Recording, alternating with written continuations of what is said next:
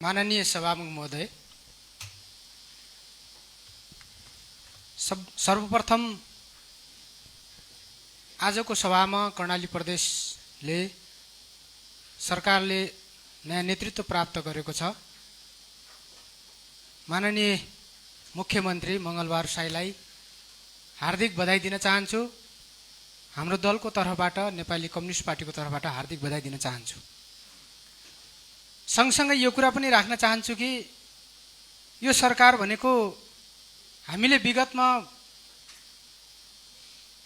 हरेक सरकारहरू अविछिन्न उत्तराधिकारी हुन्छन् भन्ने कुरा त गर्दै आइरहेका थियौँ। तर यो सरकार भने जस्तै अविछिन्न उत्तराधिकारी सरकार नै हो।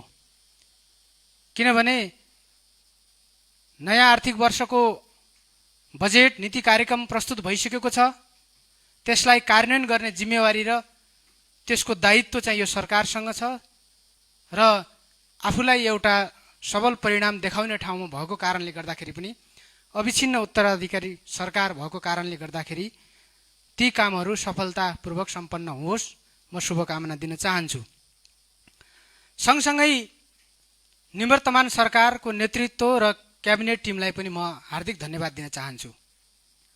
हामी आज म बोल्दै गर्दाखेरि आसन बदलिएको छ, तर मेरो आफ्नो सोचाइ, मेरो आफ्नो दृष्टिकोण र मैले आफूले राख्ने धारणाहरूमा कुनै परिवर्तन छैन।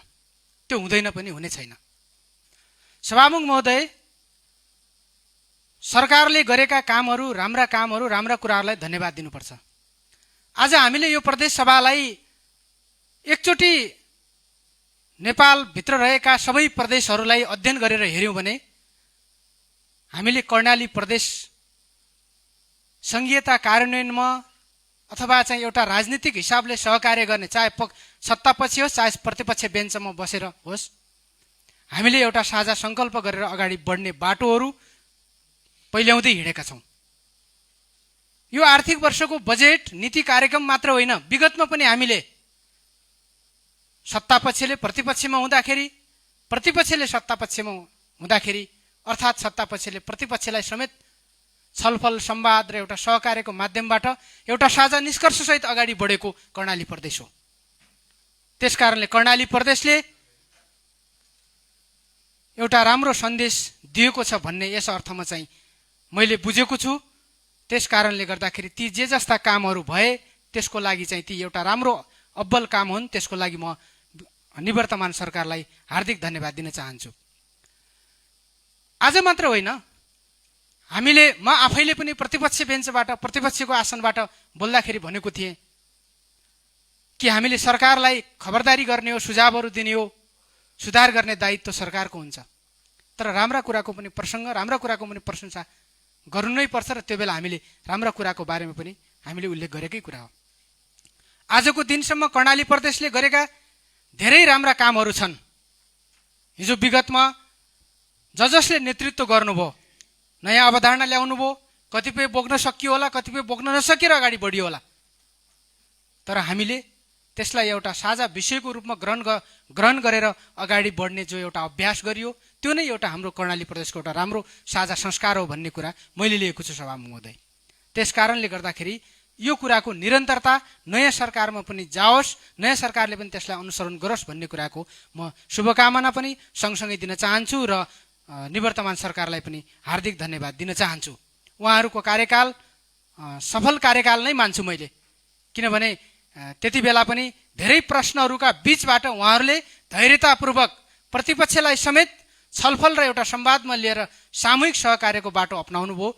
त्यो नै एउटा चाहिँ कर्णाली प्रदेशको लागि एउटा चाहिँ महत्त्वपूर्ण र एउटा साझा सङ्कल्प थियो। त्यसकारणले गर्दा कर्णाली प्रदेशबाट दिएको एउटा यो महत्त्वपूर्ण सन्देश र एउटा सकारात्मक सन्देश हो भन्ने लिएको छु। सभामुख महोदय, हामीले कर्णाली प्रदेश सभाभित्र मुक्त कण्ठले समीक्षा गर्नुपर्ने धेरै विषयहरू छन्।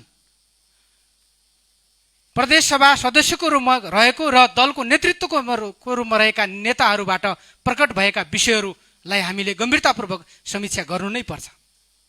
तर यसको अर्थ यो होइन कि कुनै व्यक्तिको निश्चित भूमिकालाई लक्षित गरेर मात्र छलफल गरेर हुँदैन। हामीले सामूहिक उत्तरदायित्व कसरी निर्माण गर्न सक्यौँ सकेनौँ भन्ने कुराको बारेमा एउटा साझा सङ्कल्प तयार गरेर अगाडि बढ्ने त्यो खालको चाहिँ बाटो, त्यो खालको चाहिँ सुविधा यो प्रदेश सभाले दिन सक्छ कि सक्दैन। त्यसकारण त्यो सुविधा चाहिँ दिनुपर्छ र मुक्त कण्ठले समीक्षा गर्ने चाहिँ मार्ग प्रशस्त गर्नुपर्छ भन्ने कुरा म सुझाव राख्न चाहन्छु। सँगसँगै सभामुख महोदय, आज धेरै कुरा राख्नु त छैन, किनभने मन्त्री परिषद विस्तारसँगै सरकारका बारेमा, सरकारले गर्नुपर्ने दायित्वको बारेमा र विस्तृत रूपमा हामी सबैले प्रदेश सभाले चाहिँ प्रदेश सभामा प्रतिनिधित्व गर्ने सबै मान्य सदस्यहरूले सुझाव राख्नु नै हुनेछ। आज खालि चाहिँ शुभकामना मात्रै भयो र म सँगसँगै अरू एक दुईवटा अरू केही विषयहरू पनि राख्न चाहन्छु। मुख्यमन्त्रीज्यूले निर्णय गर्नुभएको रहेछ, यो कुरा स्वाभाविक पनि लाग्यो, किनभने हामी कुन अवस्थामा छौँ र कुन बाटो हिँडिरहेका छौँ, पहिला त्यो बिन्दु चाहिँ आफू उभिएको बिन्दु थाहा भएन भने अगाडि बढ्ने चाहिँ बाटो पनि अलि अप्ठ्यारो हुन्छ। प्रशासनिक सुधारका कुरा, पुँजीगत खर्च वृद्धिका कुरा र कर्णाली प्रदेश जस्तो भूगोलमा विपदजन्य कुराहरूका बारेमा सरकारले चाहिँ जुन खालको चाहिँ त्यसको रेस्पोन्स लिनुपर्ने हो त्यो उत्तरदायित्वमा वृद्धि गर्ने कुरा जुन छ त्यो कुरा नै काफी छ। त्यसको जगमा अगाडि बढ्न सकियो भनेपछि एउटा परिणाम पनि देखाउन सकिन्छ र ती कुराहरूतर्फ अगाडि बढ्न सफल हुनुहुनेछ भन्ने कुरा मैले राख्न चाहन्छु। अब आज सभामुख महोदय, हामीले कर्णालीको कुरा मात्र गरेर हुँदैन। नेपालमा सङ्घीय सरकार छ, हाम्रो देशमा सङ्घीय सरकार छ, प्रदेशहरू छन्, स्थानीय तह छ।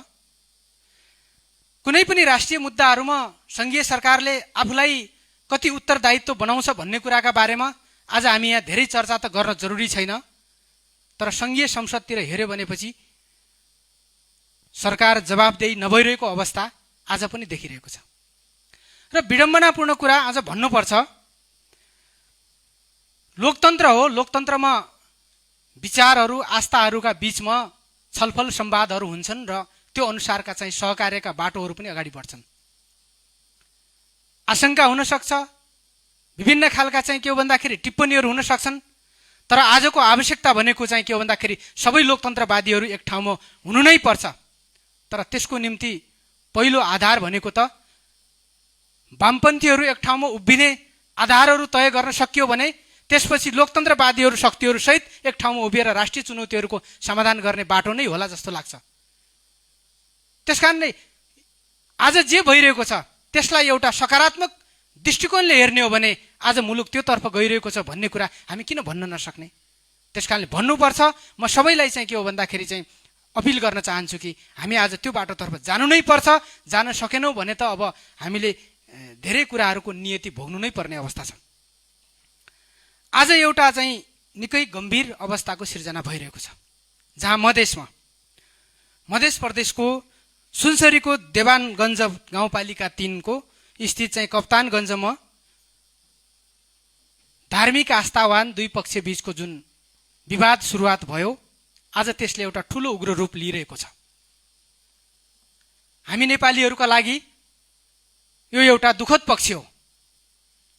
म त के आग्रह गर्न चाहन्छु भन्दाखेरि चाहे त्यो यस्ता खालका चाहिँ समस्याहरू चाहे त्यो मधेसमा होस्, चाहे त्यो पहाडमा होस्, चाहे हिमालमा होस्, नेपाल भनेको त संविधानले दिएको चाहिँ अधिकार अन्तर्गत विभिन्न जाति, भाषा, धर्महरूको चाहिँ एउटा एकताको प्रतिबिम्ब हो। त्यो प्रतिबिम्ब चाहिँ नेपालको संविधानले दिएको छ, त्यो अधिकार प्रदान गरेको छ। आज त्यसलाई संरक्षण राज्यले गर्ने हो। त्यस्ता विवादहरूलाई सहजीकरण गर्ने, समाधान गर्ने राज्यले चाहिँ सङ्घीय सरकारले त्यसतर्फ कति ध्यान दिएको छ छैन, त्यो कुरा त चाहिँ हामीले आज पनि चाहिँ धेरै प्रश्नहरू उठिरहेका छन्। तर म यति कुरा चाहिँ भन्न सक्छु कि कर्णाली प्रदेश सभाभित्र प्रतिनिधित्व गर्ने सबै दलहरूको एउटा साझा सङ्कल्प र प्रतिबद्धता हो कि हामी कर्णाली प्रदेशबाट चाहिँ मधेसका समुदायलाई अपिल पनि गर्न चाहन्छौँ। समुदाय विभिन्न धार्मिक आस्था, विभिन्न जातीय प्रतिबिम्बहरू छन्। तपाईहरू आपसमा सद्भाव कायम गर्नुहोस्। राज्य अभिभावक नभइरहेको जस्तो देखिएको छ। म मधेसका चाहिँ नागरिकहरूलाई अपिल गर्न चाहन्छु यो प्रदेश सभाबाट, हामी प्रदेश सभामा भएका सबै मान्य सदस्यको चाहिँ तर्फबाट म अपिल गर्न चाहन्छु कि चाहिँ मधेसका नागरिकहरू तपाईँहरू संयमित हुनुहोस्, तपाईँहरूले आपसी सद्भाव कायम गर्नुहोस् र एउटा राष्ट्रिय एकताको चाहिँ उदाहरण दिनुहोस्। मधेसमा समस्या पर्दा कर्णालीलाई पनि अप्ठ्यारो हुन्छ।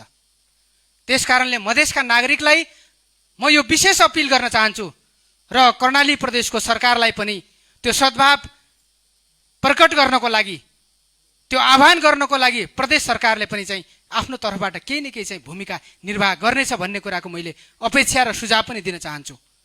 त्यसकारणले गर्दाखेरि कर्णाली प्रदेश मधेसका चाहिँ समस्याहरूसँग धेरै समस्याहरूसँग चाहिँ नजिक छ, धेरै विशेषताहरू मिल्छन्। त्यहाँका नागरिक र कर्णालीका नागरिकहरूका धेरै विशेषताहरू मिल्छन्। त्यसकारणले गर्दाखेरि मधेससँग कर्णाली धेरै नजिक छ। म मधेसी समुदायलाई पनि विशेष अपिल गर्न चाहन्छु र एउटा सद्भाव कायम गरेर अगाडि बढ्ने वातावरण बनोस्, त्यसको निम्ति चाहिँ म अपिल गर्न चाहन्छु। यति कुरा राख्दै आफ्नो भनाइ टुङ्ग्याउँछु। धन्यवाद।